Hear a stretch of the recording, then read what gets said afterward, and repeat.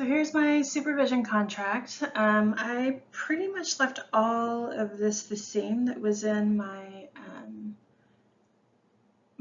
original contract that I turned in. So I will, we'll sign it, our names, the dates, the goals of supervision. Just making sure, yes, that's all the same as what I will provide as the supervisor.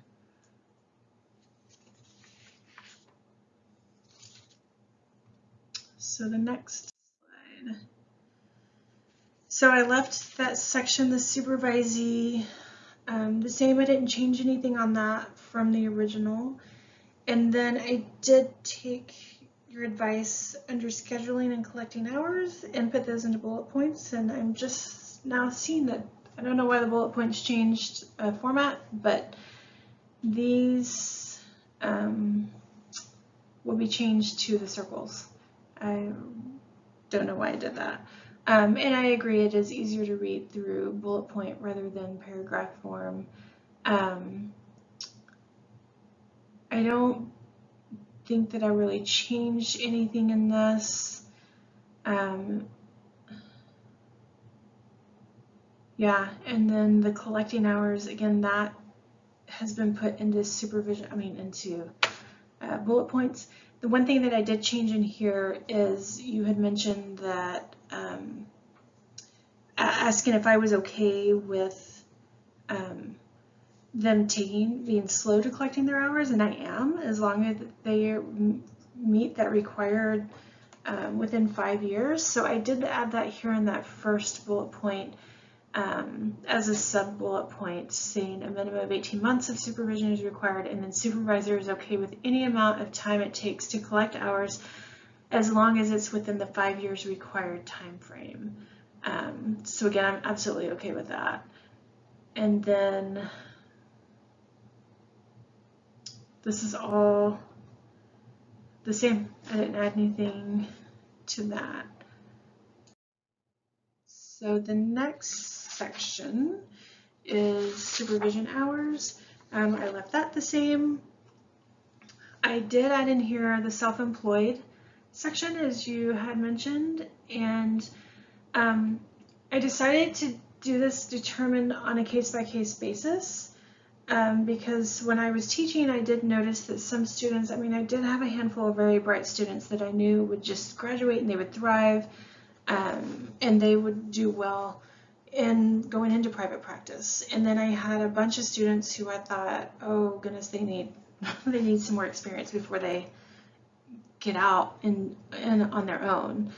And I also know after starting my own agency, I know what it takes to start. And so I feel like a lot of people don't realize how much goes into starting your own business. So with that, I will kind of determine their proficiency at their skills, and by asking them questions, I'll ask them about what theoretical framework their core is, and then about their skills, and through that I'll be assessing their confidence level. And I will use case studies. I love using case studies, and I feel like that's a good way to assess skills and critical thinking skills and confidence levels. And I will also probably just give them some ideas of cases that I have in the current moment and see what they say. But this will all be discussed in our first initial meeting. If they are self-employed, I think I want to require 2 extra meetings a month for the first 6 months.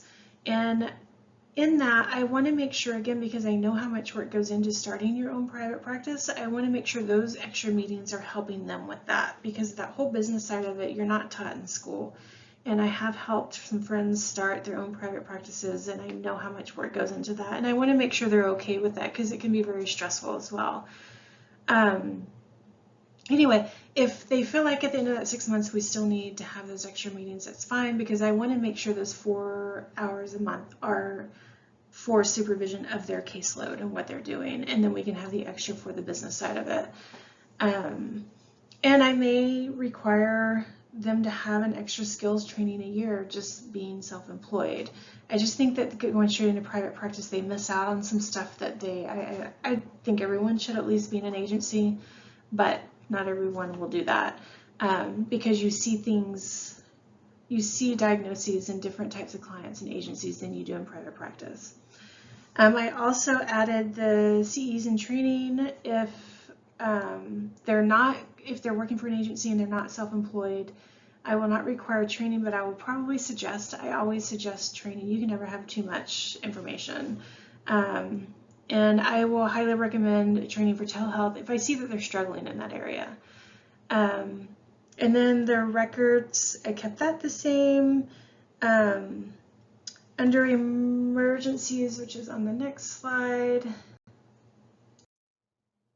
you had mentioned you will train this during orientation, and I will talk more about that during orientation. And then under termination, I did change that because with your suggestions that what I originally had in there. I mean, I may refuse to sign off on any hours, but I don't know why I had that. I know I can't refuse that. If they've showed up to supervision, I have to sign off on those hours. And then I also changed that second part right here, and I added that when they complete their hours or when their license goes live on BAGC.